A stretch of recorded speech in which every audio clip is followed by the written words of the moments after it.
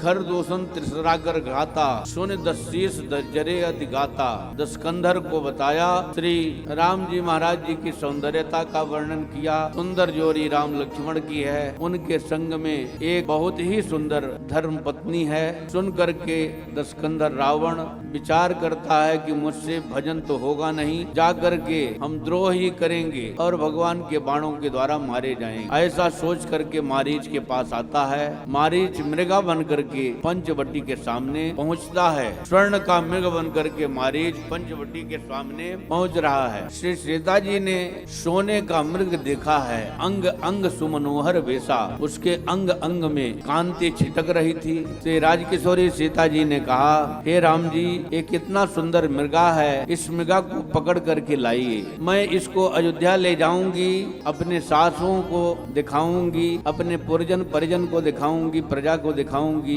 राम जी ने कहा, कहीं पकड़ में न आया तो, पकड़ में नहीं आया तो कृपा सिंधु प्रभु वध कर यहीं आनहु चर्म का दिवय देहि। हे भगवान, इसका वध कर दीजिए और इसका मृग चर्म ले करके हमारे पास आइए, मैं उसी से संतोष कर लूंगी। भगवान सब कारण जानते थे। यद्यपि प्रभु जानत सब कारण, चले हर्ष सुर काज सवारन। सब कुछ जानते हुए भी देवताओं का काम संवारने के लिए राम जी महाराज चले और राम जी महाराज धनुष बाण लेकर के उसके पीछे हो लिए हैं। और भगवान को देख करके प्रभु ही बिलोग चलो मृग भागी। भगवान को देख करके मृग भाग चला। धायव राम सरासन तानी। श्री राम जी महाराज धनुष लेकर के उसके पीछे पीछे दौड़े। वह राक्षस तो था ही। प्रगटत करत प्रगटत दुरत करत छल भूरी। एं विद प्रभु ही लयो गयो लय दूरी। कभी प्रकट होता था, कभी दूर जाता, कभी छल करता हुआ भगवान को बहुत दूर तक ले गया। और ठाकुर जी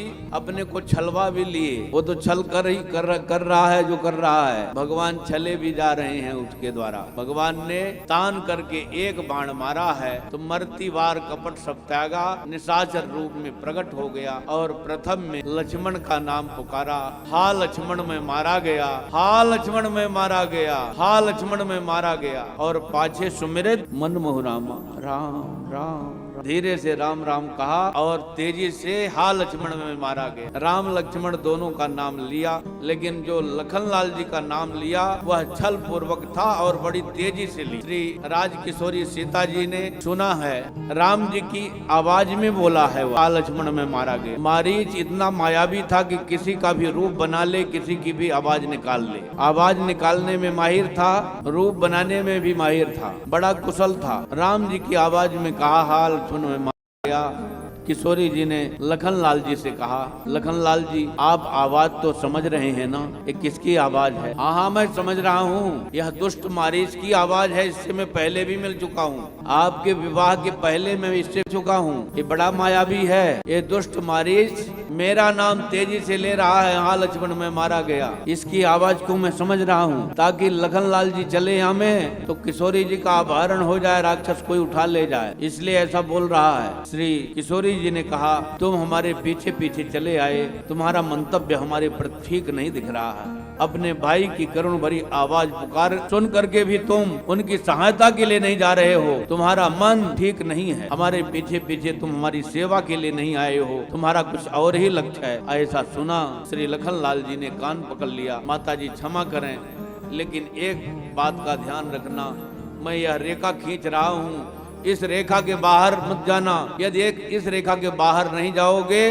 तो विश्व की कोई भी शक्ति राम जी के अलावा तुम्हारा कोई भी बाल बांका नहीं कर सकता है, तुमको कोई भी कष्ट नहीं दे सकता है। रामानुज लघु रेख खिंचाई, तो नहीं नांग्यो असी मनसाई। रेखा खींच दिया, रक्षा रेखा खींच करके लखनलाल जी श्री राम जी महाराज जी के पास जाते हैं। उधर से दस्कंधर जो है सोना दिखता है। दस्कंधर ने देखा कि कुटिया सोनी है। यति के भेष में, सन्यासी के भेष में दस्कंधर रावण आता है, भिक्षा की याचना करता है। श्री किशोरी जी ने जान गई, अरे यति गोसाई, आपके वचनों में हमें दुष्टता दिख रही है, कटुता दिख रही है, तुम कैसे यति हो?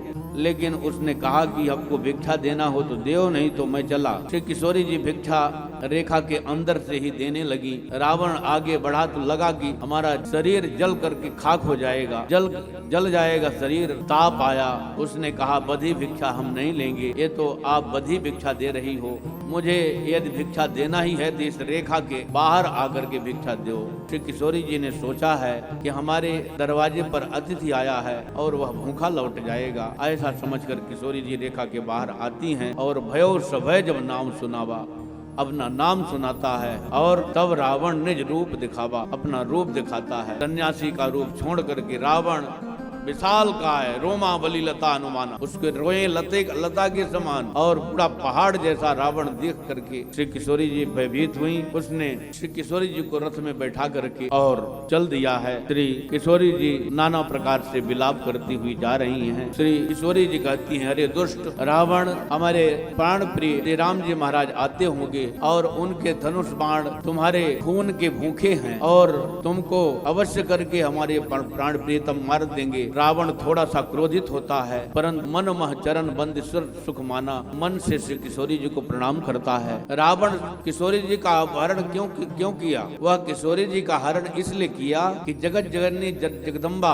श्री जानकी जी यदि हमारे घर जा करके रुक जाएंगी तब मेरा विनाश करने वाला संसार में कोई भी नहीं। इसीलिए किशोरी जी उसके घर में नहीं गई, अशोक वाटिका में उसको रखना पड़ा। श्री किशोरी जी यदि जिस घर में चली जाएं फिर उस घर का विनाश नहीं हो सकता है, इसलिए किशोरी जी उसके विनाश के लिए उसके घर में नहीं गई।